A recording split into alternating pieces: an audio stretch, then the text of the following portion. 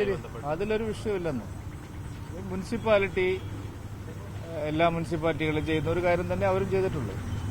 അതിനെ വിഷയമാക്കുന്നതിന് പിന്നിൽ കൃത്യമായിട്ടുള്ള രാഷ്ട്രീയ ഗൂഢാലോചനയാണ്. ചില ആളുകളെ പ്രീണിപ്പിക്കാൻ വേണ്ടി നടത്തുന്ന ഒരു നീക്കമാണത്. അല്ലാതെ അതിനപ്പുറത്ത് അതിലെന്തെങ്കിലും കാര്യമുണ്ടെന്ന് എനിക്ക് തോന്നുന്നില്ല. കേരളത്തിൽ ഇതുവരെ അങ്ങനെ മറ്റൊരു രാഷ്ട്രീയ പാർട്ടിയുടെ ഓഫീസിലേക്ക് ഒരു മാർച്ച് നടത്തിയതായിട്ട് അങ്ങനെ പതിവില്ല. അത്തരത്തിലൊരു മാർച്ച് ഇന്നലെ DCCയിലേക്ക് ഇഷ്ടംപോലെ BJP സംസ്ഥാന കമ്മിറ്റി ഓഫീസിലേക്ക്, അതുപോലെ KPCC ആസ്ഥാനത്തേക്കൊക്കെ പലതരത്തിലുള്ള മാർച്ചുകൾ നടന്നിട്ടുണ്ട്. ഇതൊക്കെ നിങ്ങളിപ്പോൾ ഈ അടുത്ത കാലത്ത് വന്ന ആൾക്കാരായതുകൊണ്ടാണ്. അവിടെ ആരാ ഇത് പറയുന്നത്? DYFIക്കാരാ, യൂത്ത് കോൺഗ്രസ്സുകാരാ. അവരൊക്കെ കഴിഞ്ഞ വെള്ളിയാഴ്ച രാഷ്ട്രീയത്തിൽ ഇറങ്ങിയവരാണ്. അപ്പോൾ അവർക്കത് അറിയില്ല. അല്ലാതെ ഇതിനൊന്നും വലിയ സംഭവമല്ല. ജനാധിപത്യ രാജ്യത്ത് ഇത്തരത്തിലുള്ള പ്രതിഷേധങ്ങളുണ്ടാവും. അപ്പോൾ പ്രകോപനം ഉണ്ടാക്കിയ ആളുകൾ ഇപ്പോൾ പറയുന്നത് തിരിച്ച് അങ്ങോട്ടൊന്നും പ്രകടിപ്പിക്കാൻ പാടില്ലെന്നാണ്.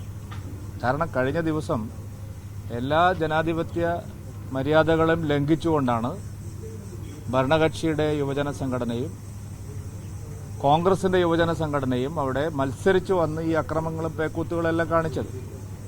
സ്വാഭാവികമായിട്ടും ജനാധിപത്യത്തിൽ പ്രതിഷേധങ്ങൾ ഉണ്ടാവും. നമ്മുടെ കേരളത്തിൽ അത് എപ്പോഴും ഒരു നടപ്പുള്ള കാര്യം തന്നെയാണ്.